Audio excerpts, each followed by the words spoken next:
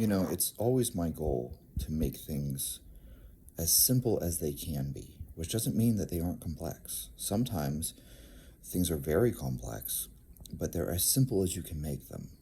Does that make sense? If you understand math, if you're reducing fractions or something, or you're reducing an equation or whatever, at some point you can still end up with a very complex equation, but it's as simple as you can make it. It's as broken down to the basic parts, but no further. Don't oversimplify either. At some point, extremely complex things cannot be made any simpler.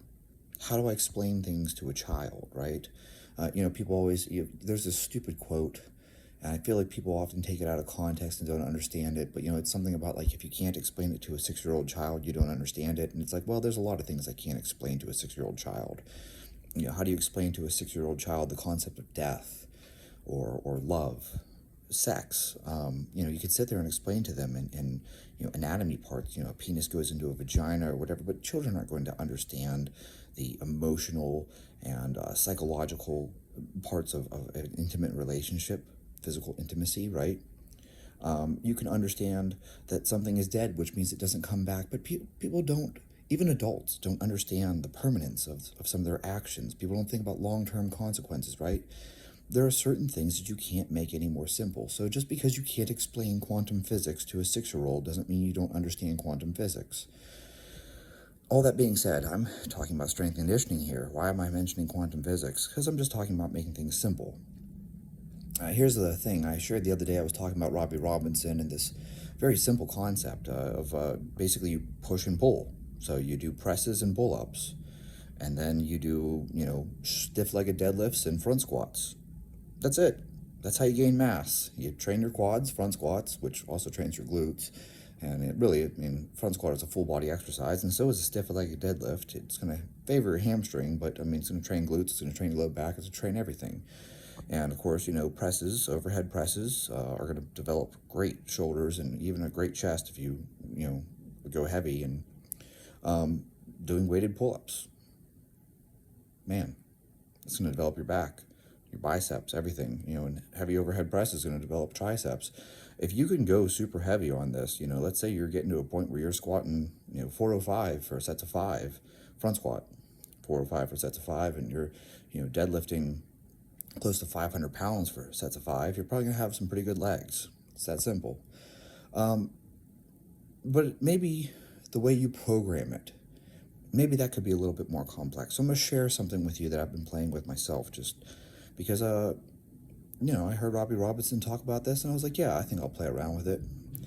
So what I've been doing is I press heavy, and I don't care, it can be a bench press if you like.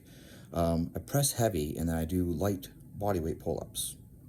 Or I do a heavy weighted pull-up, 2 to 3 reps of a weighted pull-up, and then I press light. So maybe I'm doing a behind the neck press with 95 pounds for sets of, 10 or 15 reps.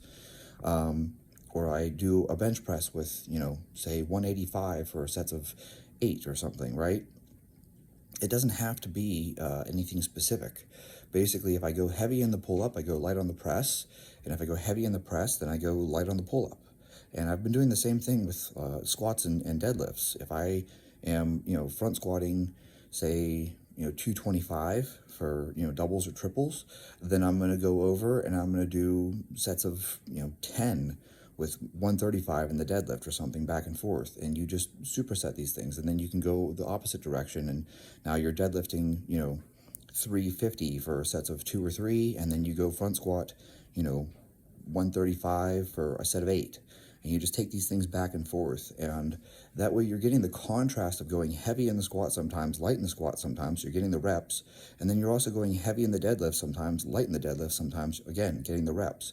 And I think that that's a really nice way to structure it. Instead of going, I'm going to go super heavy in the front squat, and I'm going to go super heavy in the deadlift at the same time, it's like contrast it. Heavy front squat, light deadlift. Heavy deadlift, light front squat. And the same thing for your press and pull, right? So if you're going to go heavy on the weighted pull-up, then you go light on the press.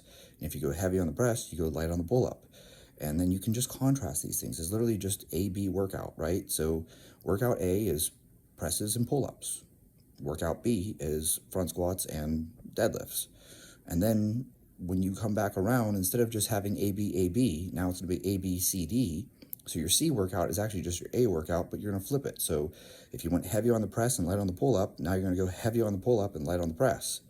You follow what I'm saying? So it's the same thing. It's the same concept here. We're still going with AB workouts, but now we're going to alternate the AB workout so that it's a heavy press and a light pull-up, and then a heavy pull-up and a light press. And that's all you're going to do. And that way you're getting the reps in and you're getting the strength element in.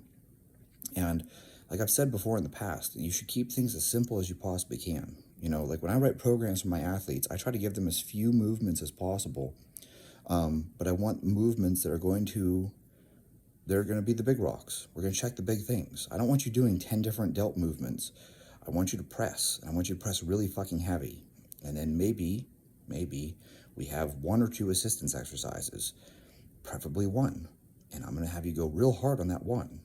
And yes, at some point you're going to need other movements, but run that for as long as you can. Like, keep it as simple as you can for as long as you can, and only change it whenever you stop making progress.